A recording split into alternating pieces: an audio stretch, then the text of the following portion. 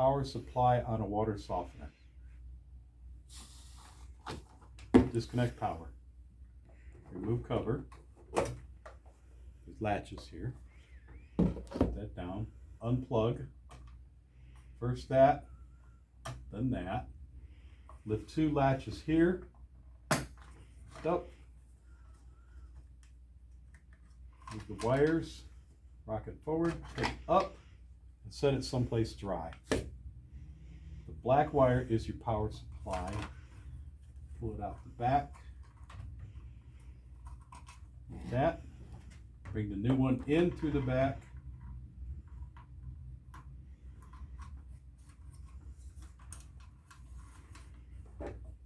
Push it in the keeper. So you have enough wire to make your connection. Pull the flow meter wire out of the way. Take your circuit board assembly.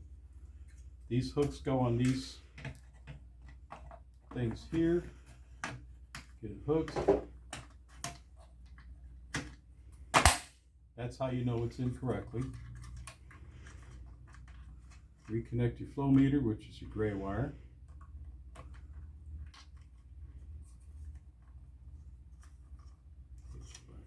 Power supply goes last.